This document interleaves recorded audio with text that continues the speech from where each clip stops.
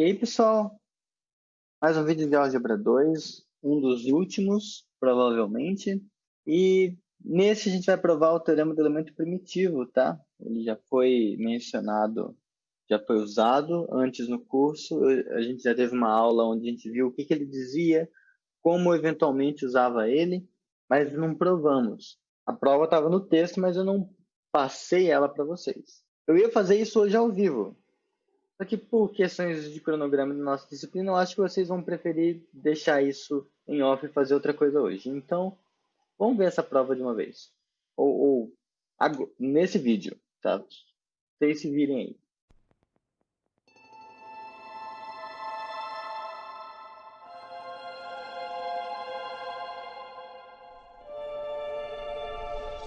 Só recordando, então, recordação, a gente tinha visto que valia um exercício, teve até em lista, vocês já fizeram. Por exemplo, esse cara aqui é igual a esse aqui, tá? Então você tem você tem uma extensão de corpos que você obtém acrescentando um elemento e depois outro. A gente conseguiu encontrar um terceiro elemento, tal que quando você simplesmente estende por esse terceiro, você obtém a cadeia de extensões que você fez. Tá? Nesse sentido, isso aqui a gente chama de, quando é uma extensão por um cara só, a gente chama de extensão simples. Tá? Só recordando. E esse cara aqui a gente pode chamar de elemento primitivo. Tá? E aí fica a pergunta, isso é algo particular, é um fenômeno particular dessa extensão que a gente fez? Ou se a gente fizesse qualquer extensão finita de qualquer corpo, isso ia valer? Bom, não vai valer para qualquer corpo. O panorama geral de quando vale isso é algo que a gente vê em regra de Galois, porque tem a ver com a quantidade de subextensões que a extensão total tem. Mas não vem ao caso agora. O que foi mencionado é que quando o corpo base ele é infinito, você tem uma extensão que é finita e separável. Então, essa extensão finita e separável ela vai ser simples, vai ter um elemento primitivo que faz essa brincadeira. Tá? Então, eu só vou recordar essas terminologias, tá? Para a gente seguir para o teorema. Ele é mais simples do que parece. E a demonstração, ela inclusive, ela é legal porque ela meio que funciona como um algoritmo. Então, seja cá um corpo, né? Um polinômio f em k de x, um polinômio não constante, é separável se os seus fatores irredutíveis, esses fatores irredutíveis existem, já que k de x é um domínio de ideias principais e, portanto, é um domínio de fatoração única. Então, se os seus fatores irredutíveis não têm raízes repetidas no feixe algébrico de K. A gente já viu o que é feixe algébrico, viu que o feixe algébrico existe, então a gente tem direito de usar isso. Tá? Aqui fica melhor você colocar assim, se cada um de seus fatores irredutíveis não tem raízes repetidas no feixe algébrico de K. Porque pode ser que o mesmo polinômio tenha os mesmos, seja, por exemplo, você pega x menos 1 em Rx. X menos 1 é irredutível. Você faz agora o x menos 1, isso tudo elevado a, sei lá, 50, x menos 1 é um fator irredutível desse polinômio. Só que ele é um fator repetido. Você tem 50 fatores. Só que cada um deles não tem raízes repetidas. Tá? É nesse sentido. Então, olha cada um deles. Ó, assim, você está com f é igual a uma constante vezes f0, f1, até fn, onde cada um desses aqui é irredutível. Quando você olhar as raízes do fj, aqui no meio, qualquer que seja esse fj, pode ser f0, f1. Quando você olhar as raízes desse cara, esse cara não tem raízes repetidas. Okay? Bom, daí, usando aquele leminha sobre derivada, que a gente viu um pouco mais para trás no curso, e é bom lembrar, pessoal, quando a gente está falando de derivada em álgebra 2, é aquela derivada que a gente definiu para polinômios. Não é a derivada do cálculo, tá? Por mais que seja o mesmo nome, ok? É como se quando você estiver estudando extensões integrais, que é a generalização da extensão algébrica, você vai tentar resolver, sei lá, usando integração por partes. A palavra integral é a mesma, mas o significado é outro, tá? Então, não vem com miguezinho assim, mas é o mesmo nome. Não. Mas enfim, usando aquela ideia de derivada, a gente prova isso aqui, ó. Bom, isso aqui esse resultado aqui ocorre porque, veja, esse cara sendo irredutível, o ideal já dele é maximal. Agora esse rapaz aqui é diferente do polinômio nulo. Então, a princípio, a gente teria isso aqui. Só que se essa inclusão aqui for própria, Nota que se essa inclusão aqui fosse própria, se isso aqui fosse diferente disso, então como esse ideal aqui é maximal, a gente ia ter essa igualdade. Mas então, o polinômio, em particular o f' derivado do f, que tem grau menor do que f, seria múltiplo do f. O único jeito disso acontecer é se o f' fosse zero. O f' não é um polinômio nulo, portanto, não vale essa igualdade e vale essa, em decorrência disso. Bom, uma vez a gente tem isso, nota que, em particular, o polinômio constante 1 é igual a alguma coisa vezes esse f mais algum outro polinômio vezes f'. Agora vem o pulo do gato. Suponha que no feixe algébrico, então, olha no feixe algébrico, existe o f tem uma raiz repetida. Se o f tem uma raiz repetida no feixe algébrico, pelo que a gente já viu sobre derivadas, essa raiz repetida também vai ser raiz da derivada. Então você consegue, em K fecho de x no feixe algébrico, você conseguiria escrever isso aqui. 1 igual a de esse f seria divisível por x menos a, seria um certo p vezes o polinômio x menos a. E aqui você teria h vezes um certo q vezes x menos a também. Em outras palavras, você conseguiria escrever o 1 desse anel de polinômios, o 1, como uma combinação desses caras que você ia ter mostrado, em outras palavras, que o 1 pertence ao x menos a. Você ia ter mostrado que isso aqui é um ideal trivial, mas não é o caso. Isso não ocorre. Esse cara aqui é maximal, então o 1 não pode pertencer a esse negócio. Portanto, não tem raízes repetidas. Não tendo raízes repetidas, como o f já é redutível, você mostrou que ele é separável, tá? Em particular, isso segue que... Então, isso foi só a ideia da prova. Em particular, se característica de K é zero, se o corpo tem característica zero e f é irredutível, então f é separável. Ok. Então, dito isso, a gente define uma extensão separável. Então, uma extensão separável é aquela que, em particular, ela é algébrica, tá? Então, se pega uma extensão L sobre K, ela é algébrica, ou seja, todo polinômio, todo elemento de L é raiz de um polinômio com coeficientes em K. E mais do que isso, todo polinômio minimal é separável. Então, em particular, se você tem uma extensão algébrica de um corpo de característica zero, por exemplo, os racionais, então você tem aí uma extensão separável, porque a extensão vai ter característica zero, porque o polinômio sendo irredutível, sendo minimal vai ser redutível num corpo de característica zero. Mas tendo característica zero, vai valer esse lema aqui. Vai ter que ocorrer. E assim, eu nem mencionei por que isso aqui é um em particular, assim, quase sem nenhuma justificativa, mas veja, você pega o f irredutível não constante. Se você derivar ele, não vai ter como ele ser o polinômio nulo quando você tem característica zero, porque você vai estar pega o expoente máximo n, tá? Quando você tomba ele, isso vai ser você multiplicar o n mais o n interpretado naquele corpo, que vai ser diferente de zero, porque esse n é 1 mais 1 mais 1 somado n vezes, a característica é zero, então isso vai ser diferente de zero, multiplicado pelo coeficiente líder daquele polinômio redutível. Também é diferente de zero, mas é um corpo, então esse coeficiente líder da derivada vai ter que ser diferente de zero. Então esse resultado aqui enfim. Ok, sabemos então que são extensões separáveis, tá? Então, extensões de corpos de característica zero, extensões algébricas, são separáveis. Prova-se que extensões finitas de corpos, dos corpos da forma FP, né, o Z, isso também, as extensões finitas em cima desses corpos também serão separáveis. E isso meio que coloca a gente diante de um problema de mostrar o que são extensões, um exemplo de uma extensão inseparável, ou uma extensão que não é separável. E a gente teria que fazer extensões infinitas, possivelmente. Não é complicado, mas não vem ao caso. Estava mencionando que existem, tá? Se for o caso, comenta aí, eu coloco. Mas não é difícil encontrar na literatura, na internet. Né? Existem, mas elas, por esses resultados que eu mencionei, elas são um pouco mais artificiais. Mas existem. Finalmente, vamos provar o teorema do elemento princípio. Você tem um corpo, e aqui, para essa demonstração funcionar, vou precisar supor que o corpo é infinito. E aí você pega uma extensão finita desse corpo, uma extensão L finita. Se essa extensão for separável, o que será sempre o caso, pelo que a gente viu, se você pegar uma extensão finita dos racionais, tá? Por exemplo, mas se você pega essa extensão finita, se ela é separável, então ela vai ser simples. Tá? A gente não há nada exclusivo dos racionais para esse resultado valer. Tá? Primeiro, como L sobre K é finita, a gente pode dizer que o L é igual a um K, é o K, digamos de...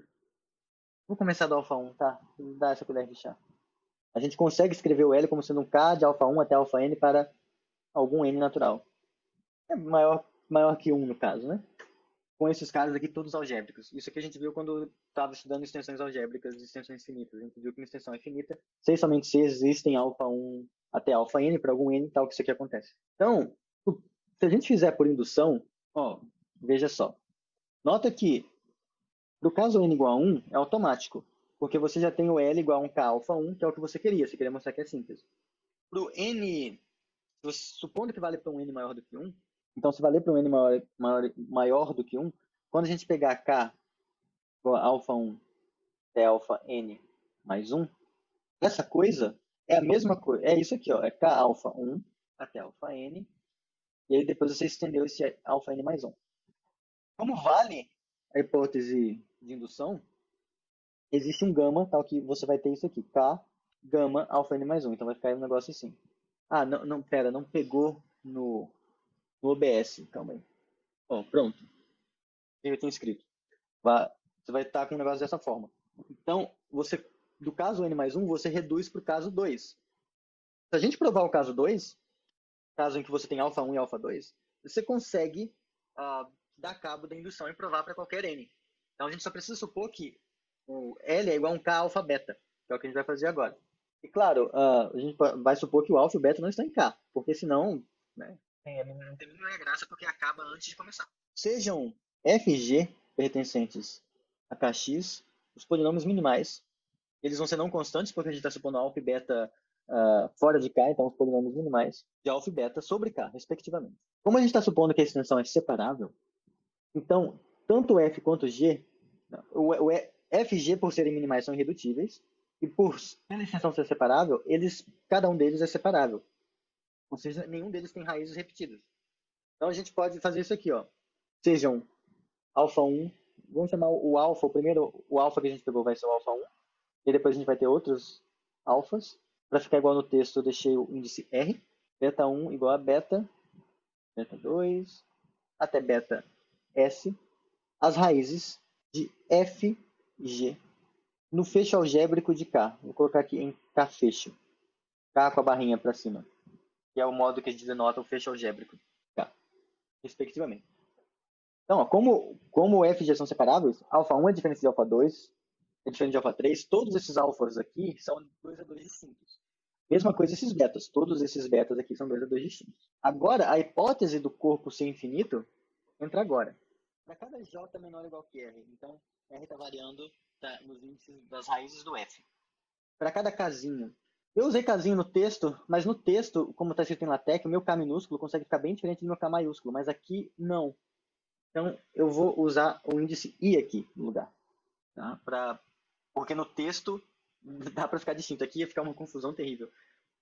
Então, para cada j menor ou igual que r, para cada I que está entre 2 e S, tá? A gente está excluindo o primeiro cara aqui, e aqui a gente está deixando ele correr, o J. Existe no máximo um elemento que a gente pode chamar assim, delta JI, de K. Então, que essa identidade aqui acontece. Alfa J mais delta JI vezes o beta I. Isso aqui seria igual ao alfa 1, esse alfa mesmo, mais esse mesmo delta JI vezes o beta 1. Por que só tem um? É simples, né? Você isola o delta JI e ele fica completamente determinado. Por causa disso aqui, ó. Você passa esse alfa J para cá, passa esse cara para cá e depois passa aqui subtraindo. Ficaria alguma coisa assim. Nota por que a gente pegou o I diferente do 1? Porque a gente quer que aqui seja diferente de zero para que de fato exista o inverso multiplicativo no corpo. Então, uma vez que, se o delta J satisfaz isso, ele tem que ser esse cara. Então, isso aqui tem que é a expressão do delta JI. Então, mas e daí? Por que isso é feito? Pelo seguinte, ó, quantos Is existem aqui nesse caso? Porque eles estão variando de 1 até S. Existem S. Quantos... de 2 até S, tá aqui. Então vai ser S menos 1. Não importa. O J é de 1 até R. Então, R vezes S menos 1, que seja. O que importa é que é finito. Você tem no máximo finitos delta J is que tornam essa identidade aqui verdadeira. Há somente finitos. Daí que O corpo é infinito. Então, uma vez que, veja só, você tá lá com o corpo. Então, os elementos estão num saquinho.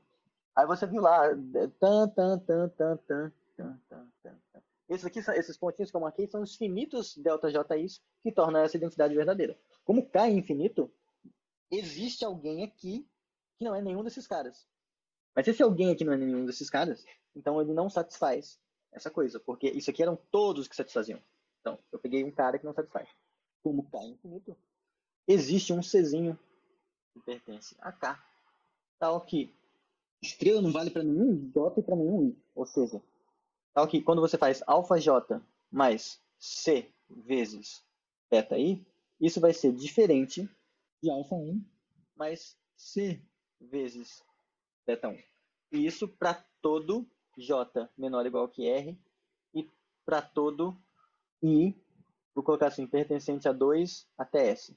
É um carinha que não satisfaz nenhuma dessas identidades aqui para nenhuma dessas combinações de índices. Para esse I ou para esse J. Feito isso, a afirmação é que essa coisa, essa expressão aqui, alfa 1 mais C vezes beta 1, vai ter um elemento primitivo. Em outras palavras, se eu fizer gama igual a alfa 1 mais C vezes beta 1, essa porcaria é tal que L é igual a K desse gama. Se a gente fizer isso, nossos problemas acabaram, que era justamente isso que a gente queria fazer. Bom, nota que para essa afirmação, a gente só precisa se preocupar com uma das inclusões, né? Já que essa aqui é imediata, eu diria. O K gama está contido no K de alfa beta. Dado que gama é alfa 1 mais C beta 1, e lembra, esse alfa 1 é o alfa, esse beta 1 é o beta. O gama é uma soma desse cara e desse cara. Mas esse cara é o menor corpo que contém K e esses dois. Então tem que conter a soma, essa combinação desses caras. Ainda mais que esse Czinho tem que. Então, já que o K gama é o menor subcorpo de L que contém tanto K quanto gama. Então essa inclusão sai. A outra, naturalmente, é a que importa. Vamos chamar de F esse K de gama. Só para não ter que ficar escrevendo K de gama toda hora. Nota que se a gente olhar para esse. A gente tinha o F. Cadê? O F, polinômio em K de X. A gente pode fazer isso aqui, ó. Que letra eu uso? R, J. Não, mas o J já varia até. Eu escolhi a única letra que eu não devia ter escolhido. Vou pensar em A. AJ. AJ vezes X elevado a J. Com J indo de 0 até R. Ok? Eu coloquei o J só porque o J é o índice que está indexado até R, tá? E como o F tem R raízes, então é porque o grau dele é R. Então a expressão dele tem que ser essa. Você tem o F igual a isso, a gente pode agora fazer uma mudança de variáveis e escrever esse negócio aqui. Vou chamar de HTIL como sendo a coisa que você obtém quando você troca todos esses XJs por isso aqui, gama menos C de X. Em outras palavras, se você tinha aqui o F de X, agora o seu HTIL de X é simplesmente F do gama menos CJ. Nota que agora você vai ter, né, quando a gente faz essa mudança de variáveis, você tem esse C, que pertence ao corpo K, esse gama pertence ao F, que naturalmente contém o K. Então, quando você expandir essas coisas, esse negócio vai ser um polinômio aqui, porque os coeficientes podem já não morar em K. Eles moram, a única certeza que você tem é que eles moram em F, porque você vai estar fazendo combinações de coisas que estavam em K, multiplicando com coisas que estão em F. Então, isso escapa do K e passa a morar em F. Pode ser que tem outros coeficientes que estão em K, quando você faz AJ vezes C. Mas K também está em F, então estamos com essa parte aqui. Agora, nota que beta, ou beta 1, como você preferir, vou destacar aqui que o beta é o beta 1, é raiz desse H.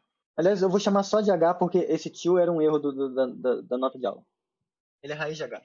Porque quando você calcula o que é o H beta, isso é você calcular F de gama menos C vezes beta. Aqui estava um errinho, mas eu já troquei.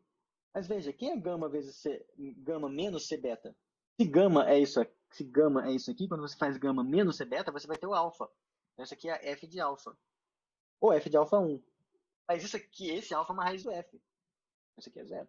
Truquezinho maroto, né? Mas melhora. Porque agora o que a gente observa é o seguinte. O g pertence ao k de x. Quem era g mesmo? G era o polinômio minimal do outro cara, do beta. Esse g é o polinômio minimal do beta. E ele é um polinômio que mora nesse lado de polinômios aqui, no k de x. Isso aqui está contido no fx. Agora, esse h que a gente pegou, mora no fx. F de x, esse fão de x aqui, é um domínio de faturação única. Porque f é um corpo. Tá? É isso aqui, é um corpo, já que esse cara aqui é algébrico. Mas então, sendo um domínio de faturação única, existe o MDC desse negócio. Então, dado isso, existe MDC GH em fão de x. E a gente vai mostrar que esse MDC é x menos beta. Afirmação. Então, vamos, como diria Jack, o estripador, vamos por partes. Se você pega um polinômio que divide um polinômio aqui, então, se D pertence a fão de x e D divide esse G, então as raízes de D estão contidas nas raízes de G. E aqui, pensando em raízes no fecho algébrico, porque se você consegue, se você consegue escrever esse G como sendo D vezes alguma coisa, quando você trocar e colocar a raiz do fecho algébrico, do D, vai zerar o D, mas aí vai zerar o G também. Então, essas raízes tem que ser uma dessas que a gente já tinha listado aqui. Uma dessas. Então, agora a gente não vai, então, começar mostrando esse MDC. Vou até colocar aqui em fão de x. A gente não vai começar mostrando direto esse cara. A gente vai ver primeiro quem é o MDC no fecho algébrico. Mais precisamente, vamos fazer isso aqui, ó. Seja o MDC dessa treta em K barra X, no fecho algébrico de K, tá? onde todos os polinômios têm raízes, em particular uma extensão algébrica do K, então está tudo em casa. Se a gente pegasse D e avaliasse esse D, que é o máximo divisor comum do GH, uma raiz, um beta I, para um certo izinho variando maior que 1 e menor ou igual que S, se isso aqui fosse zero, agora vem o pulo do gato. Então, como esse D divide o H, a gente ia ter 0 igual a H, K não, de beta I. Porque D divide H. Você está supondo que isso aqui é uma raiz, então tem que ser raiz desse cara, porque o H é dividido pelo D. Mas isso mostra que o que é isso aqui, né? O que é o H do beta I? O H do beta I, na verdade, é o F de gama menos C de beta I. Então a gente está mostrando que gama menos C de beta I é uma das raízes no fecho algébrico, é uma das raízes de F. Então, significa que gama menos C de beta I é igual a algum alfa J, que são as raízes do F. São as coisas que estavam aqui. Só que veja, isso aqui diz para você que quando você fizer alfa J mais C vezes beta I, isso é igual ao gama, que na verdade é alfa 1 mais C vezes beta 1. E lembra, a gente tinha tomado C justamente de modo a garantir que isso nunca ocorresse.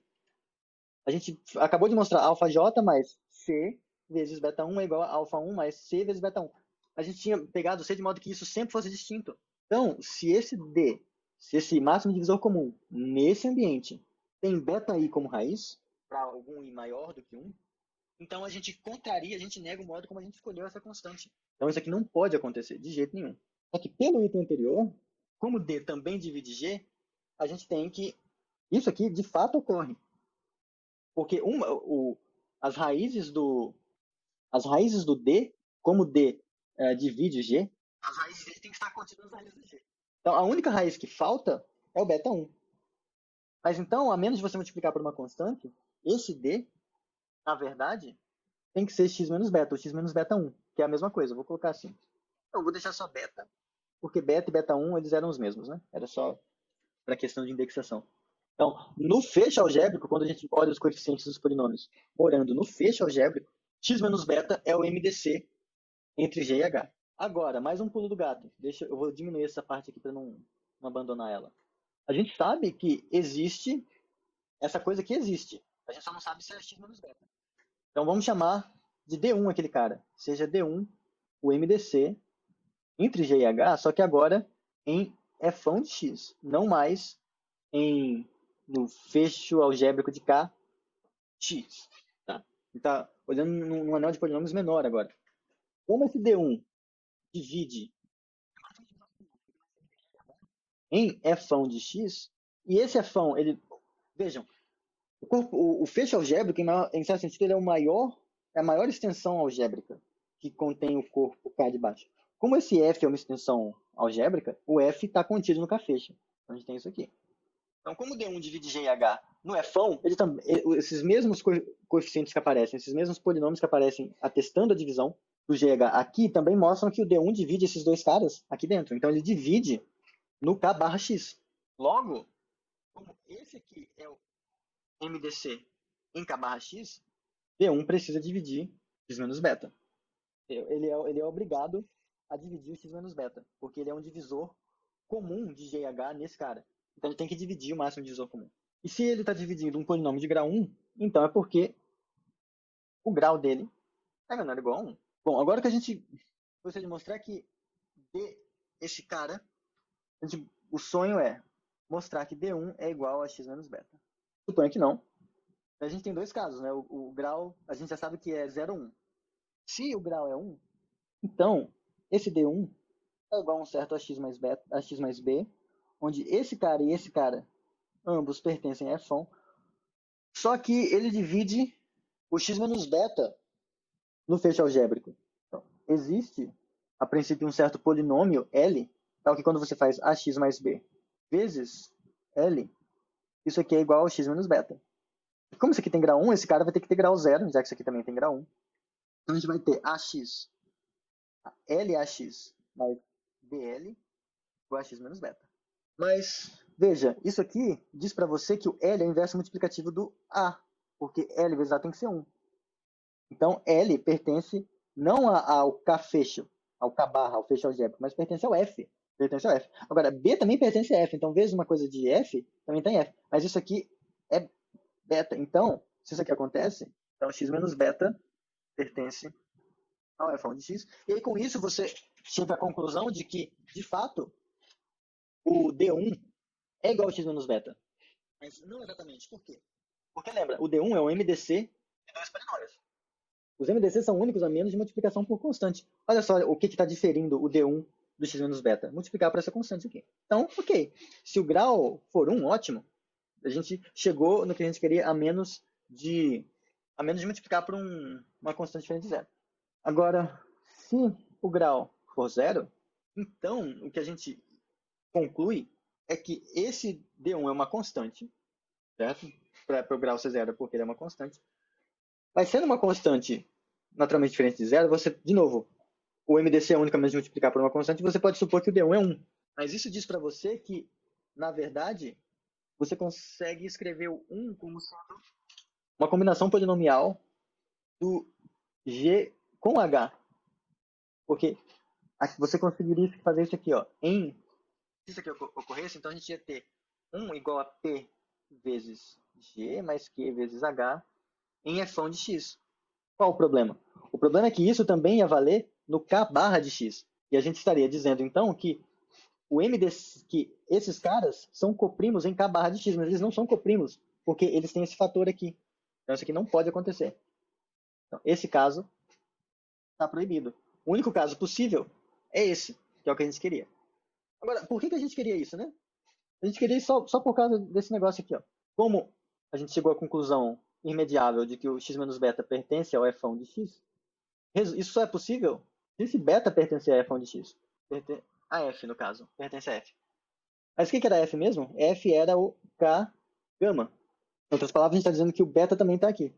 Só que o beta estando aqui, logo, quando você fizer gama menos c, que é uma coisa do k, vezes beta, isso também vai ter que pertencer ao f, já que o f é um corpo e vai estar fechado por esse tipo de operação. Só que isso aqui é justamente o alfa. Então, a gente mostrou que o beta está aqui e o alfa também. Logo, o k alfa beta está dentro do f, que é o k gama, que é a inclusão que faltava. Okay? É puxadinho, mas é interessante. Tá? É bom ver isso uma vez na vida, pelo menos. E só para dar um teaser de qual é a ponta do iceberg verdadeiro, verdadeira seria essa aqui, ó. Tem uma extensão finita de um corpo F. Essa extensão é simples se e somente se você tivesse no máximo um número finito de subcorpos intermediários, tá? E essa versão, uma vez que você sabe um pouco de teoria de Galois, ela sai do... Ela prova o que a gente acabou de provar pelo seguinte. A gente tinha L sobre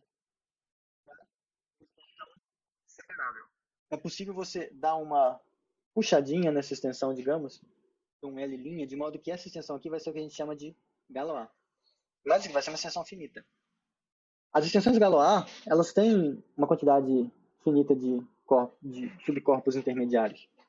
Em particular, essa aqui, como toda extensão, como toda subextensão daqui também é uma subextensão daqui, esse cara vai ter uma quantidade finita de subcorpos morando aqui dentro.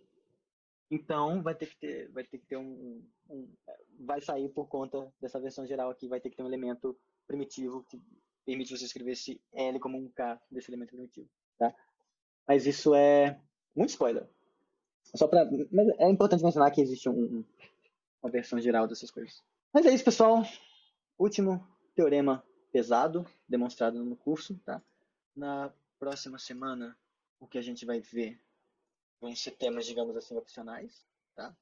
Na terça-feira, eu vou disponibilizar um vídeo. Eu vou gravar um vídeo não na terça, provavelmente antes, mas vai estar com uma atividade assíncrona na terça-feira. Um pouco mais sobre o que é essa feira de Galois que eu tanto falo, tá? Na quinta a gente vai ver um pouco sobre módulos. E aí na última aula da outra semana, na terça-feira, eu não sei ainda o que eu vou fazer com vocês. Provavelmente eu vou dar um overview sobre a última lista de exercícios, mas aí vai ser ao vivo com vocês, só para ver, ó, esse aqui faria assim, esse aqui faria assim, esse aqui faria assim. Ou isso eu falo de alguma outra coisa de álgebra. A gente decide depois. Mas por enquanto é só. Tchau, tchau, pessoal.